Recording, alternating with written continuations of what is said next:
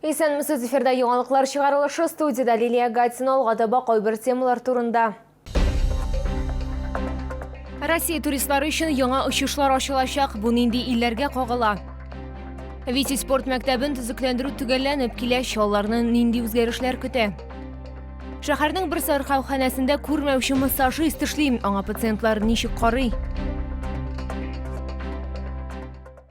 Соңгы тәүлектә Татарстанда яшәүче 46 кешедә COVID-19 диагнозы расланды. Чаллыда узган тәүлектә коронавирусның тагын 7 яңа очрагы теркәлде. Шулай итеп, 17 августка Татарстан буенча коронавирус белән авыруның барлыгы 24781 очрагы билгеле. Аларның 21845 терелгән, 46-сы узган тәүлектә. 27 августтан Россия туристлары Доминиканы, Көньяк Корея һәм Чехияга оча алачак. Мондый карар вице-премьер Татьяна Голикова катнашындагы утырышта кабул ителде. Шулай ук Венгрия, Мисырга, Кипрга, Кыргызстанга һәм Таджикистанга очышлар санын арттыру планлаштырыла.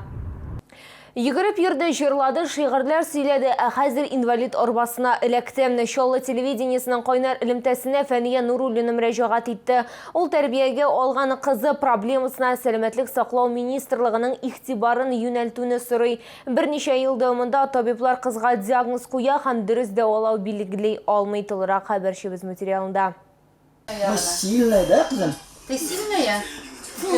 Илнара Шәйхмәтовага 10 яшь, аны тәрбиягә алган әти-әнисе сүзләренә караганда, кыз һәрвакыт актив булган, җырларга, биергә һәм шигырьләр сөйләргә яраткан. 4 яшендә татар, рус һәм инглиз телләрендә алфавитны белгән. Авыру үзе турында 5 яшьтә белдерә башлый. Илнара йөри алмый башлый һәм сөйләшүе үзгәрә. 2 года назад у нас очень сильный регресс пошел. Ребенок перестал ходить. Даже она сидеть не может, у нее голова кружится, она падает.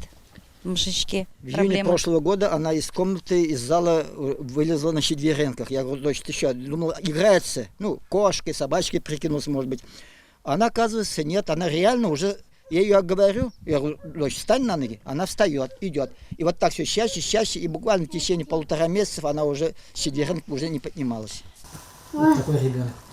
Красавица такая моя, звездочка моя. Төрле инстанцияләргә мөрәҗәгать иттек, әмма диагнозны әлегә кадәр куймадылар, дип сөйләде Фәния Нуруллина. Мы сейчас наблюдаемся у генетика, у невролога. Мы были в Москве, в генетическом центре. Анализы сдали на бесплатно, на все бесплатно мы сдали. В Казани сдали и платно сдаем. Пока еще у нас, как бы, чтобы поставить диагноз, у нас диагноза даже нет. Фәния Нуруллина мәдди яктан ярдәм итәргә өндәми, ул диагноз куюны сорый, чөнки югалган вакыт кызның гомер бәясе булырга мөмкин. Хәлне аңлатуны сорап, без республиканың сәламәтлек саклау министрлыгына мөрәҗәгать иттек. Рәсми җавап көтәбез. Лилия Гатина, Ленар Султанов, яңалыклар. Шолда Витязь Олимпия резервы спорт мәктәбен капиталь төзекләндерү төгәлләнеп килә. Комплекс эчендә реконструкция эшләре узды, шулай ук бинаның фасадын реставрацияләнде. Безнең төшерү төркеме беренчеләрдән булып башкарылган эшләрне бәяләде.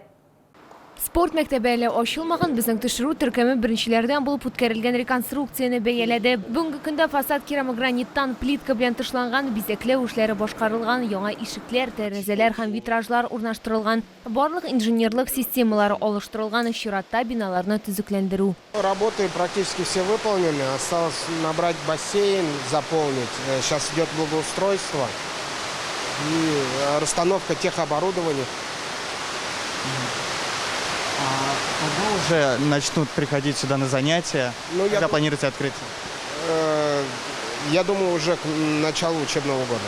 Хәзер спорт мәктәбе бассейнында гидравлик сынаулар бара, су тутырыла. Бассейнда 25 метрлы 6 yüзү юлы каралган, аның тирәнлеге 160 сантиметр. Түбән күчеш 5 метр тәшкил итә. Шуны да билгеләп үтәргә кирәк, мәктәпне төзекләндерү спорт тормыш нормасы федераль программасы буенча алып барыла. Лилия Гатина, Руслан Бикмухаметов, Айдар Мусин, яңалыклар.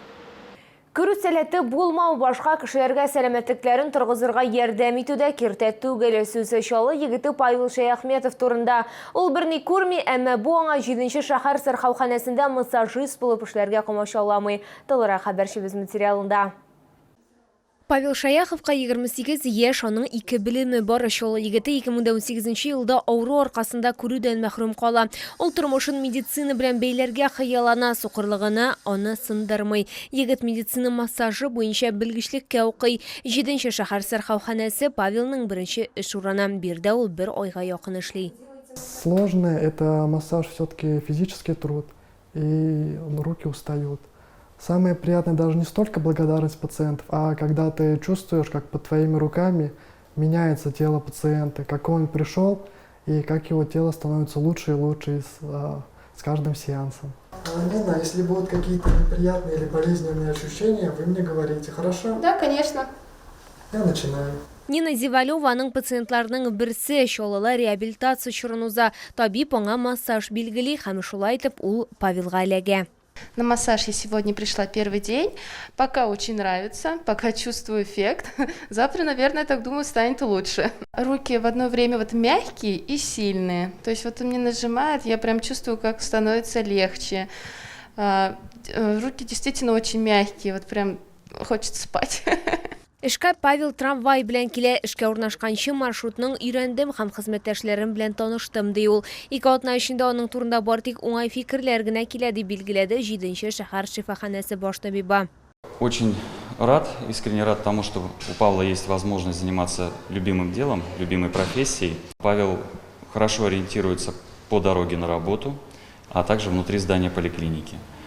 Также за ним закреплена опытная медицинская сестра, наставник, которая помогает ему во всех вопросах возникающих. Әйтергә кирәк, Павел Шаяхов Россиядә бердән-бер күрмәүче массажист. Лилия Гатина, Ленар Султанов, яңалыклар.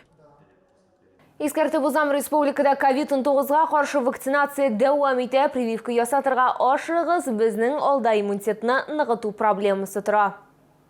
Бу сезгә җиткерәсе соңгы мәгълүматыбыз иде. Мин Лилия Гатина, сезнең белән сау булашам, исән-имин булыгыз.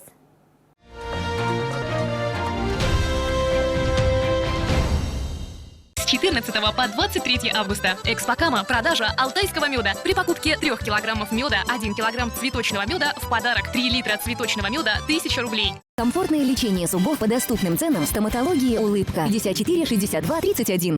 Фестиваль молодого меда «Пасека Пегановых» с 9 по 22 августа в ДК КамАЗ «Набережные Челны». При покупке 1 килограмма сортового меда, 1 килограмм цветочного меда в подарок, а также 4 килограмма цветочного меда всего за 1000 рублей.